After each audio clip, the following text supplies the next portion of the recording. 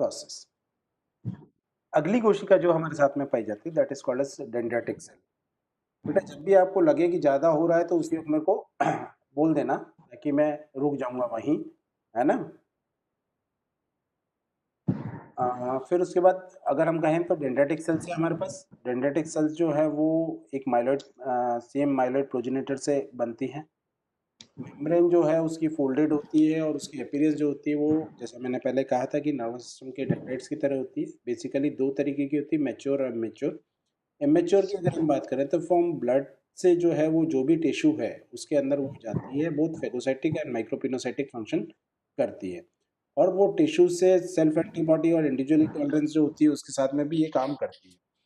और पैथोजन के साथ में जब काम आती है तो दे मैच्योर। पैथोजन से जब तक ये संपर्क में नहीं आती तब तक मैच्योर नहीं होती, और जब मैच्योर होती है तो फिर वो अलग अलग मॉलिक्यूल्स को जो है वो करती है और नेक्रोज की तरफ ले जाती है। बेसिकली एंटीजन विशेष प्रकार के एंटीजन को ग्रहण करती है, एपीसी की तरह काम करती है, और स्पेशली टी सेल को। और अगर हम इसको कहें तो हम इसको दो भागों में बांट सकते हैं। जितने हमारे डेंड्राइटिक सेल्स है उसको हम दो भागों में या दो हिस्सों में बांटते हैं। One is that those which express the high level of class 2 MHC molecules, जो कि एंटीजन टी जो है टी सेल को एंटी एपीसी की तरह काम करते हैं, तो जिसमें MHC 2 मॉलिक्यूल्स की जो ज़्यादा मात्रा होती है वो सारे साथ। दूसरा लिम्फोइड टिश्यू जो है do not express high class of MHC molecules की, एक जो सेकेंड ज़्यादा करती है और एक दूसरा करती है। तो जो हमारे पास जो ज़्यादा करती है, जो MHC क्लास 2 ज़्यादा करती है, उसको फिर हम फर्दर दो में डिवाइड करते हैं कि जो हमारा पहला वाला जो है, पहला वाला मतलब जो हमारे पास ये वाला है क्लास 2, जो हाई लेवल्स ऑफ क्लास 2 वाले को जो हमारा है, इसको हम फर्दर दो भागों में डिवाइड करते हैं, क्योंकि दोनों में जो फर्क है, एक तो है कि जो एक्सप्रेस नहीं करता किसको, क्लास 2 MHC मॉलिक्यूल को, और ऊपर वाला हमारे पास क्लास 2 MHC मॉलिक्यूल्स को करता है। दूसरा फर्क जो आता है, इंटरेक्ट करती है यहाँ पे ये बी सेल से और यहाँ पे ये इंटरेक्ट करती है टी सेल से। So basically there are two differences with these, कि इनके साथ में डिफरेंस आता है।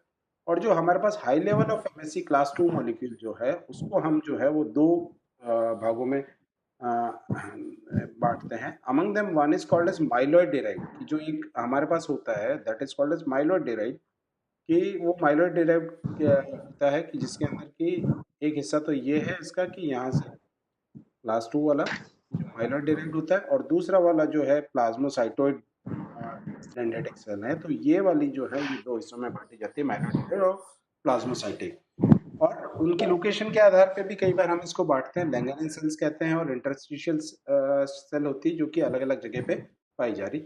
बट यहाँ पे लैंगरहैंस सेल के साथ में हमको कंफ्यूज नहीं होना है, क्योंकि नॉर्मली हम लैंगरहैंस सेल्स की बात जब करते हैं तो we talk about the pancreas, but here the dendritic cells which are called as Langerhans cells वो एपिडर्मिस ऑफ स्किन या म्यूकोसा मेम्ब्रेन के अंदर पाई जाती है। तो this has to be remember कि दीज लैंगरहैंस सेल और स्पेशली डीसी सेल्स, जो हमारे डीसी सेल्स हैं, जो भी हमारी डीसी सेल्स हैं जिनको कि हमने क्या कहा, लैंगरहैंस सेल कहा, वो स्किन में पाई जा रही है। और इंटरस्टिशियल डीसी जो है वो heart, lung, liver, kidney, gastrointestinal tract कहीं भी पाई जाती है। Basically this is one class difference, कि हमारे पास डेंड्राइटिक प्रोजेनिटर सेल है, इमेच्योर होती है, इमेच्योर में फिर क्लास 2 रिसेप्टर्स जो है हमारे पास डेवलप होते हैं, तो वो मैच्योर के अंदर परिवर्तित हो जाती है। और इधर अगर मैं बात कहूँ दूसरे वाले की, तो दूसरे वाले जो है हमारे पास डिफरेंसेस हैं। इमेच्योर डेंड्राइटिक सेल और मैच्योर डेंड्राइटिक सेल में क्या क्या फर्क होता है। बेसिकली दे पैथोजन साइटोकाइन और इन कारण से जो है वो मैच्योर में बदलती है। को स्टिमुलेटरी मॉलिक्यूल्स नीचे नहीं होते इसके अंदर, ये कम होते हैं। को स्टिमुलेटरी मॉलिक्यूल्स इसके साथ में चलते हैं। MSC2 एक्सप्रेशन इमेच्योर में नहीं होता है। MSC2 जो होता है वो इसके साथ में होता है। और अलग अलग तरीके के डिफरेंस पाए जाते हैं। और जैसा हमने कहा था कि माइलोइड और प्लाज्मासाइटोइड है तो उसके अंदर भी डिफरेंसेस पाए जाते हैं। When I will share this तो you will read all this things कि किस किस तरीके के डिफरेंसेस इसके अंदर पाए जाते हैं। अगली प्रकार की हमारी कोशिका जो है that is called as polymorphonuclear phagocytic cell, की हमारे पास जो अलग अलग प्रकार की कोशिकाएं हैं जो कि जिनका की न्यूक्लियस शेप जो है वो अलग अलग है, उसके आधार पे हम कहते हैं पॉलीमॉर्फोन्यूक्लियर फैगोसाइटिक सेल। तो ये जो है वो छोटे एंजाइम्स को रिलीज करती है, छोटे पार्टिकल्स को करती है। Basically this is of three types, neutrophil, eosinophil और बेसोफिल प्रकार की होती है, और इनको हम WBC भी कहते हैं। राइट। क्या क्या डिफरेंसेस होते हैं, क्या क्या होते हैं, तो बेसिकली अगर हम कहें तो इनके न्यूक्लियस के अंदर फर्क होता है। न्यूट्रोफिल जो है that have 2 to 5 lobe nucleus.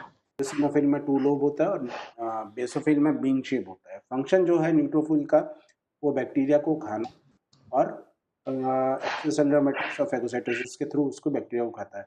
eosinophils जो है वो इन्फ्लेमेटरी रिस्पॉन्स और एलर्जिक रिएक्शन जैसा कि मैंने पहले बताया था उसको उसके अंदर काम आता है। बेसोफिल की अगर हम बात करते हैं तो एंटीकोगुलेंट की तरह काम में आता है। हेपेरिन कंटेंट हेपेरिन बेसोफिल के अंदर उपस्थित होता है।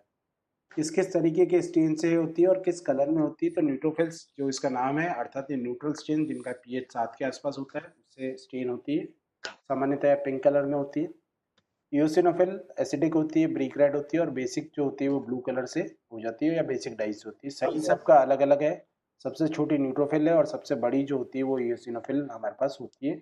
सबसे ज़्यादा मात्रा में न्यूट्रोफिल पाया जाता है, सबसे कम मात्रा में बेसोफिल पाया जाता है। सबसे ज़्यादा उम्र जो है वो वापस न्यूट्रोफिल की हो सकती है 5 से 90 घंटे। बेसोफिल 60 से 70 घंटे और 8 से 12 घंटे की होती है। खास चीज़ जो फ़र्क आता है वो ग्रेन्यूल्स में कि ग्रेन्यूल जो हैं वो अलग अलग तरीके के होते हैं तीनों में। तो लाइसोजाइम्स मिलते हैं वो बेसोफिल्स में। फॉस्फोलाइपेज A2 है, एसिड हाइड्रोलेज है, माइलोपेरोक्सीडेज है। These all are enzymes which are responsible, क्योंकि यहाँ जो ग्रेन्यूल्स होता है इन ग्रेन्यूल्स का सीधा संबंध जो होता है वो इनके फंक्शन के साथ में होता है। जैसे अगर हम कहें कि व्हेन लाइसोजाइम्स आर फाउंड, तो दैट मीन्स लाइसोसोम कहें, एसिड हाइड्रोलेजेस कहें हम, या और कैथेप्सिन जी कहते हैं। तो ये सारे एंजाइम्स जो है वो एंजाइम जो है वो किसी भी कोशिका को मारने की क्षमता रखते हैं। तो दैट मीन्स ये बैक्टीरिया फेगोसाइटोसिस का प्रोसेस करती है।